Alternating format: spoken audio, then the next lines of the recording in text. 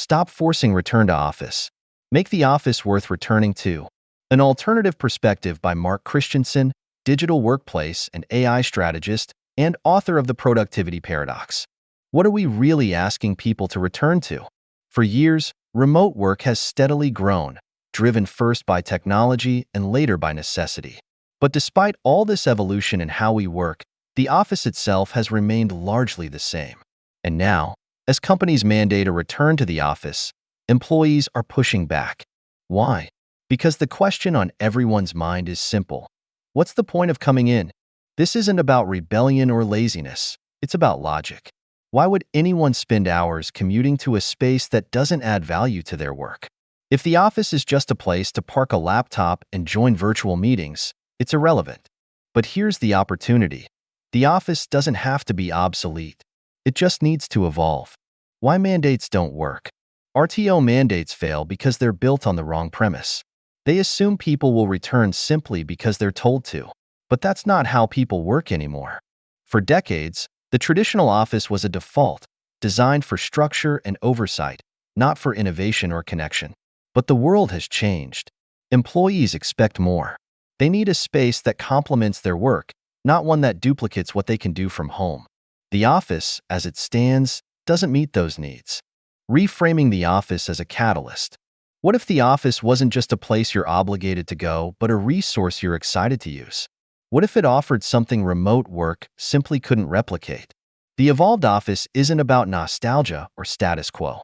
It's about creating opportunities for connection, collaboration, and creativity that can't happen in isolation. It's about making the office indispensable, not mandatory. What the evolved office offers. Let's reimagine the office, not as a place to check in, but as a dynamic space that drives real results. Picture this. Collaboration zones, flexible areas where teams can brainstorm, problem solve, and innovate together in real time. Interactive tools like brainstorming walls, reconfigurable furniture, and high-tech hybrid meeting spaces amplify creativity and engagement. Shared tools and resources. The office provides access to equipment most people can't replicate at home. Professional-grade media studios for training videos or podcasts, prototyping labs for hands-on projects, and larger-scale tools for big ideas. Serendipitous interactions. It's not just about scheduled meetings. It's about the magic of chance encounters. The coffee bar where a quick chat sparks an unexpected idea. The hallway conversation that leads to a breakthrough. Remote work struggles to deliver these moments, but the office thrives on them. Shared meals, shared connections. What I found while working at Easy Cater is the power of food to bring people together. Whether it's a lunch meeting or a casual team meal, the act of sharing food creates opportunities for connection.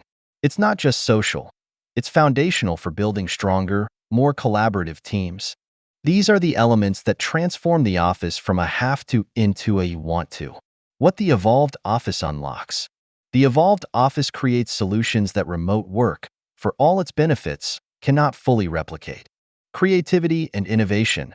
Big ideas need big spaces. Collaborative environments are where diverse perspectives collide and transform into breakthroughs. Culture and connection. Face-to-face collaboration fosters trust, builds relationships, and strengthens shared purpose. Culture isn't just something you define. It's something you live together. Momentum and problem solving. The office becomes the launchpad for solving challenges faster, building on ideas together, and creating outcomes that feel bigger than the sum of their parts. A gradual evolution, not a costly overhaul. The best part? This evolution doesn't need to happen all at once. You don't need to rip out every cubicle overnight. Start small and grow deliberately. Turn a stale conference room into an interactive collaboration hub. Add a media production suite that empowers employees to create. Create spaces where meals and coffee aren't just breaks but moments of connection. This isn't about spending more, it's about spending smarter. Purposeful changes build momentum and show employees that the office can evolve with them, not against them. It's time to evolve. In my book, The Productivity Paradox, I explore how the spaces we inhabit influence not just productivity but creativity, culture, and connection. The evolved office embodies that principle. It's not just a space for work, it's a catalyst for what work can become. The conversation around RTO mandates has missed the point entirely. It's not about forcing people back. It's about creating spaces employees are excited to use. Spaces that elevate work, build culture, and create connections that matter. So, let me ask, what would it take for your office to become a place people want to go? What would it take to make it a place that drives real, measurable value? The future of work isn't about where we work. It's about creating environments that unlock what's possible. If you're ready to rethink what the office can be, let's start the conversation. Thank you for listening. This article was read by AI but was written by Mark Christensen. You can find him on LinkedIn at www.linkedin.com/ian/Mark Christensen.